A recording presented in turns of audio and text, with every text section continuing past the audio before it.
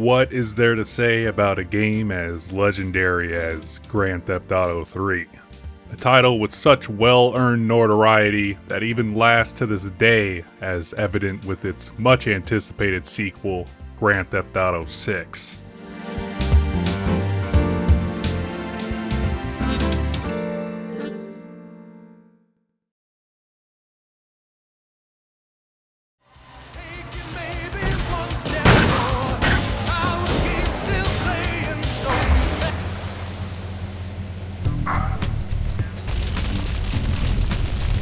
Developed by DMA Design, who are now known as Rockstar North, released in October of 2001, first for the PlayStation 2, which is the version here and the one you'll want to play.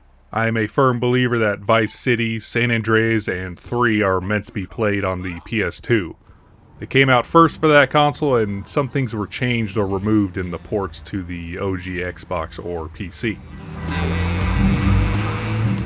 Although, as the name suggests, there were 2 other GTA games before this, I think we can all agree the series got its real start with GTA 3.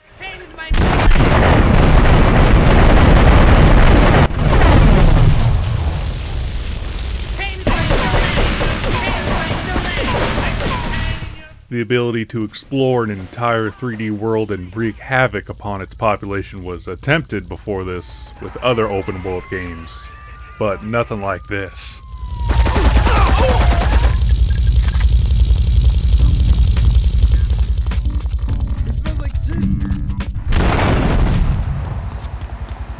The game starts out with you being betrayed in a bank heist and then escaping from jail after the cartel attacks your police transport for someone else, leaving you to pick up the scraps and rebuild your life.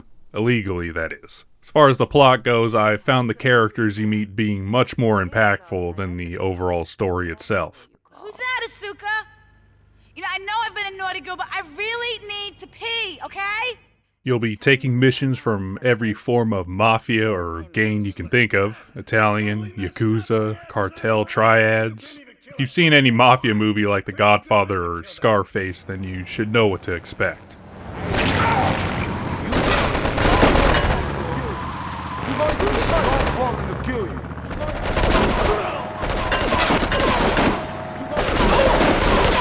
Also, I did not know the main character actually has a name. His name is Claude. I always thought he was meant to be you since he does not talk at all throughout the campaign. And yes, I actually played the campaign instead of using cheats and committing mass war crimes like I usually do. I mean, you need to go through the story to open the entire map, which, by the way, this takes place in Liberty City, a place you might know if you played any of the other games.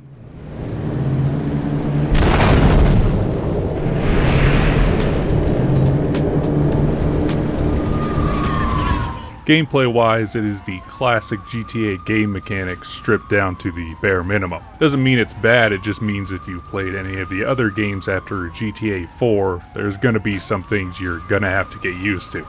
For example, there is no trail on the minimap that leads you to your destination, so you'll have to know the map from memory when doing missions or just running from the cops. And there is no in-game map at the pause menu. Unless I'm blind, I could not find it at all. A major issue if you bought this game secondhand and the poster that comes with the game is missing. Luckily, I got the trilogy bundle that came with every game's map. Hooray!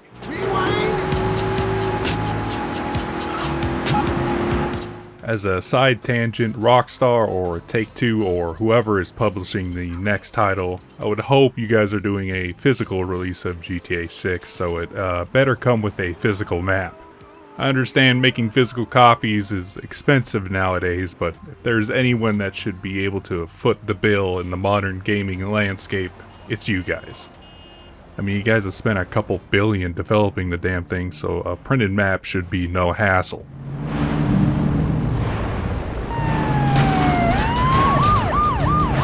The missions that you are sent on vary in both scope and difficulty. In some missions you'll be sent to take out what feels like the entire cartel, and then the mission right after that you are simply picking up packages in a allotted time.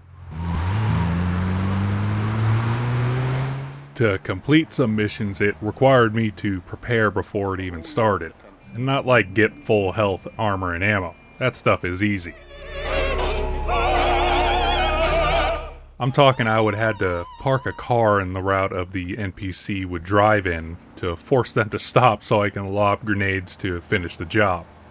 In some cases, you'll be redoing missions because there are many times the AI would just screw up or sometimes take a wrong turn.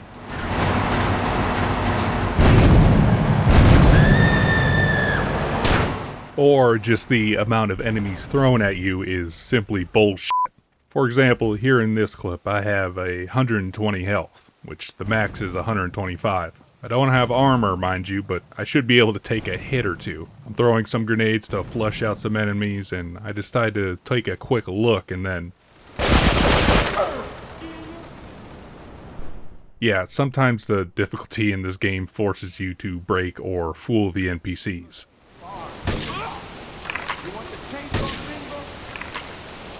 My favorite tactic to do this would just be to use the sniper rifle and kill them from a distance. It's one shot, one kill, so it makes quick work of enemies standing in your way. If they're in a vehicle though, then you're gonna have to get creative.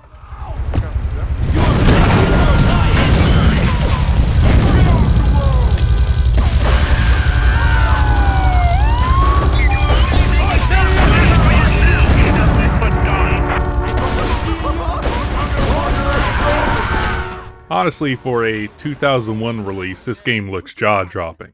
I mean, at the time, the PlayStation 2 was just 1 year old. So to think that we've gone from graphics on the PS1 to this open-world masterpiece, like holy shit man, all that PS2 emotion engine hype Sony was doing at the time seemed to be true. For people that didn't know a damn thing about computer hardware. Like me. Now we know that the PS2 was the weaker console of that generation, at least on paper. Some titles, mostly first party, showed what the console was capable of. Like, yeah, the frame rate tanks when everything goes wild, but you're playing Grand Theft Auto. Games during this time did not do this, and at least it supports widescreen.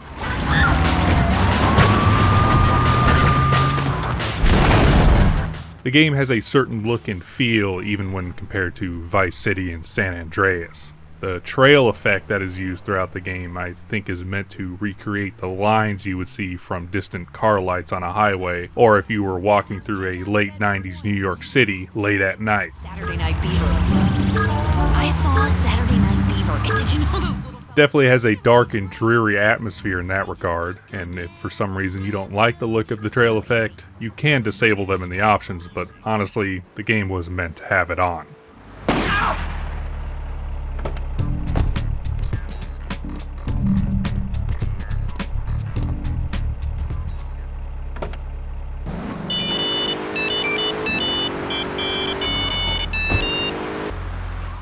You can't talk about a GTA game without mentioning the radios and music, which, yes, they are here complete with crazy radio host dialogue, but honestly the music selection is nothing compared to the song selection in future titles. Rings for legs. Pogo the Monkey, the best new video game for the whole family. I love you, Pogo. Help Pogo escape from the evil research laboratory that mean old scientist genetically altered him. Uh-oh, the pharmaceutical scientist is going to get you, Pogo. I think the notoriety and just how much this game sold probably had a big impact on that. After a while, I turned off the radio as listening to the same tracks and voice lines got old, but overall the tunes and radio host dialogue are pretty decent. And if this video gets taken down, you already know why.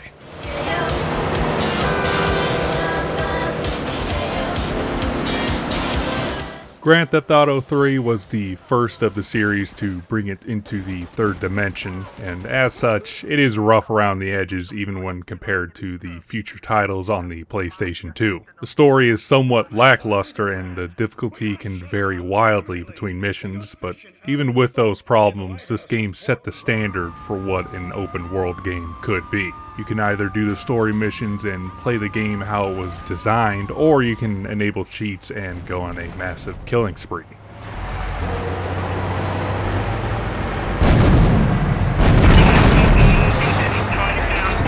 The latter option, I think, is what caused so much controversy that came when this game released, which is really funny to look at and read about now, because if lawmakers saw what video games could do today, they'd have a seizure. Like, you can still run over and kill citizens all day, but the stuff you can do in this game is child's play now. Available at pogothemonkey.com. Regardless, GTA 3 to me is a stepping stone to my favorite game in the series, Grand Theft Auto 4. But that can be said for every release after this one, including the yet-to-be-released GTA 6. And while I'm not super excited for that game, like I'll play it when it comes out and maybe review it if I'm still doing this, but I don't think I'll be wowed as much as I was when GTA 4 came out. But I hope to be surprised.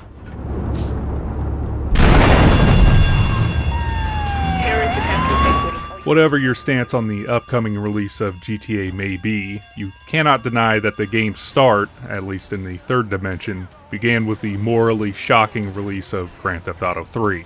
The game, along with the other releases on the PS2, is affordable today, even complete in box, and they just play like they did when they released. No changes to the music or game overall. So, to prepare for the 6th entry of the series, go out and play Grand Theft Auto 3. Or any of the ones after this. They're all a good time.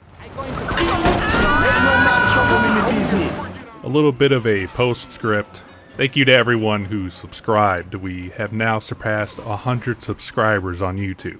I know you may point and laugh at that number, but hey, you gotta start somewhere. So if you made it this far and enjoyed the video, subscribe for more, as I'm honestly having a good time playing and reviewing games both new and old. I'll see you guys next time. Hopefully starting to review hardware soon, but we'll see. Transfer for trial. He is a valued member of the family.